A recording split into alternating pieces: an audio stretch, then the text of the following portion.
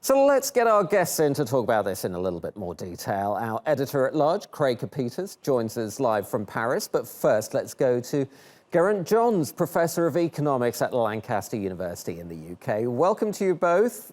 Geraint, Happy New Year. So, Fat Gap Day is one measure of inequality in the UK. What other measures of inequality are there, and do they all point in the same direction? They don't, interestingly. One of the very commonly used measures of inequality in any country is called the Gini coefficient, which is quite a complicated measure, but it's something that indicates the broad level of inequality in a country. And the higher the Gini coefficient, the higher the level of inequality. And what we've seen in the UK is that there was a very substantial increase in the Gini coefficient during the 1980s, during the Thatcher era, from around 43 to 53. And then it stayed steady for a very long time. And indeed, there's not been much change in the Gini coefficient for the last 25 years. Except in the last 5 or 6 years, it has fallen somewhat and now stands at 49. So it's fallen from around 53 to 49 in the recent past.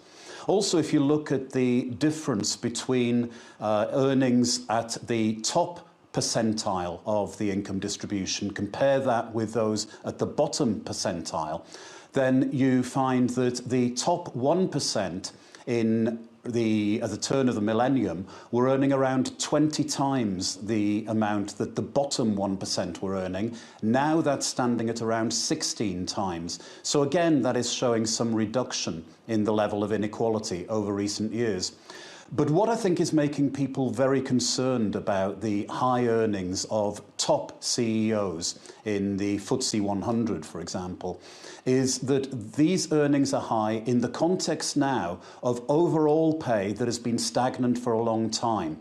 Right. So comparing average earnings in real terms now with what they were in 2008, they're still 3 or 4% lower in real terms. Right. And that means that the top pay is hurting people. OK. How much of a factor, Geraint, do you think that income inequality was in the Brexit vote? Income inequality, but seen alongside this issue of stagnant wages. I think people are quite happy to see top pay rise so long as there was the feeling that all boats were rising with the tide. But what we've seen happen over the last 10 years is that there's been stagnant pay for the majority of people, and they then perceive very high earnings as being damaging to them and in some sense a cause of the stagnant pay. Craig, I want to bring you in. Look, equality is enshrined as part of the French Constitution, but just how equal or otherwise is France today compared to its past? Yeah, I've read that in the Constitution. Well, you know, in France, capitalism is a wonderful system. It's wonderful globally. You know, it tries to strike this delicate balance. It attempts to work things out so that everyone just gets enough stuff to keep them from getting violent and trying to take everyone else's stuff. And that's where it's gotten out of hand here, and I would suggest across the capitalist world. People are taking too much stuff, the fat cats are taking too much stuff at the expense of the little guy, who, as our guest just pointed out, it has to do with wages. They're not seeing these wage rises. And the French aren't buying into this right now. It will take at least 10 years for any sort of parity to come to pass, and whether it does or not remains to be seen.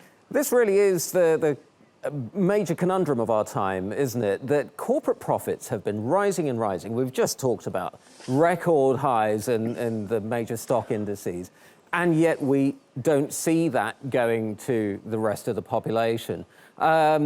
Craig, Emmanuel Macron, he's talking about becoming a lot more business-friendly and putting in economic reforms there, which are very much business-focused. But is that going to make France a more unequal society, do you think? No one has any idea, quite frankly, and anyone who says they do don't know what they're talking about. There is still a lot of opposition to Macron. It goes back to a very important concept that took place about 17 years ago at Davos, when the head of the World Economic Forum, Klaus Schwab, first coined the term stakeholders. Everyone was a stakeholder It made everyone sound like they were part of this cosmic economic milkshake.